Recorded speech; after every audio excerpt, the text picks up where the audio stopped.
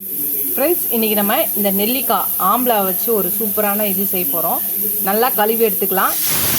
இந்த சம்மர் இருக்கும்போதே நம்ம இதை ரெடி பண்ணி வச்சுட்டோன்னா அப்புறம் நம்ம எப்போ வேணாலும் நம்ம டக்குன்னு இதை செஞ்சு சாப்பிட்டுக்கலாம். இந்த நெல்லிக்காவை நல்லா கழுவி எடுத்துக்கலாம்.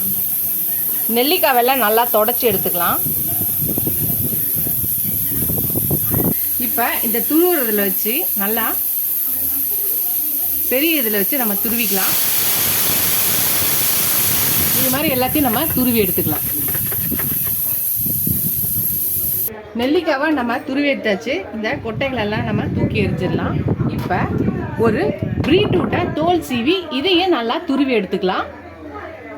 இந்த பீட்ரூட்டையும் நம்ம துருவி எடுத்தாச்சு. இப்போ இந்த நெல்லிக்காய் இருக்குல்ல, ஆம்லா இது துருவி வச்சுருக்குல்ல, அந்த பீட்ரூட்டை இதுலேயும் போட்டுட்டு சம்மர் இருக்கும் போதே நம்ம ரெடி பண்ணி வச்சிட்டோன்னா இதை நல்லா காய வச்சு இதை நம்ம மிக்சியில் அடித்து வச்சிட்டோன்னா 1 இயருக்கு வரையும் கூட நம்ம ஸ்டோர் பண்ணி வச்சுருக்கலாம். இந்த ரெசிபி அவ்வளோ ரொம்ப ஹெல்ப்ஃபுல்லாக இருக்கும். ரொம்ப ஹெல்த்தியானது, ரொம்ப ஈஸியானது.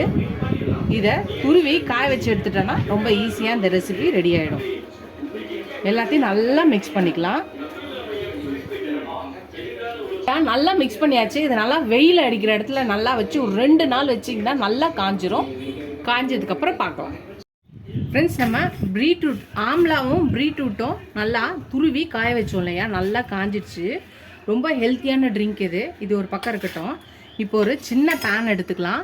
இதில் ஒரு டேபிள் ஸ்பூன் சோம்பு, 1 ஸ்பூன் ஜீரகம், 1/2 ஸ்பூன் மிளகு, ஒரு 10 கிராம்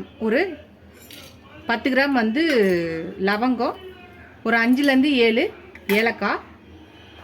தனியா இருந்தால் தனியாவை போட்டுக்கோங்க. என்கிட்ட தனியா தூளாக இருக்குது, இது அப்படியே இருக்கட்டும். ஏற்கனவே வறுத்து வச்சுருக்கிறது.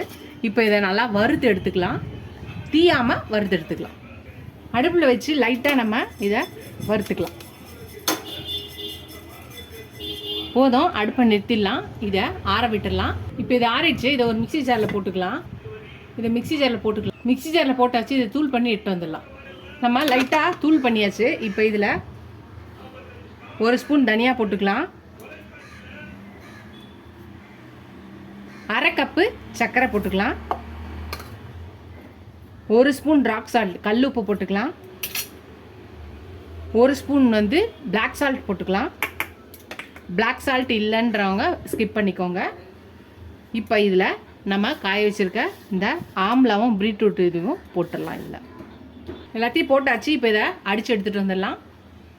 இதை நீங்கள் தூள் பண்ணி எடுத்தாச்சு பாருங்கள். இந்த தூளை நீங்கள் ஸ்டோர் பண்ணி வச்சுட்டா எப்போ வேணுனாலும் நம்ம இதை யூஸ் பண்ணிக்கலாம். இப்போ ஒரு கிளாஸ் எடுத்துக்கலாம். இப்போ இதில் நம்மளுக்கு சில்லுன்னு குடிக்கணுன்னா ஐஸ் க்யூப்ஸை போட்டுக்கலாம். சப்ஜா சீட்ஸு இல்லை சியா சீட்ஸ் எதை வேணாலும் நம்ம போட்டுக்கலாம். இப்போ இதில் 1 ஸ்பூனை அள்ளி போட்டுக்கலாம். இப்போ தண்ணி ஊற்றிக்கலாம். இப்போ இதை நல்லா மிக்ஸ் பண்ணிக்கலாம்.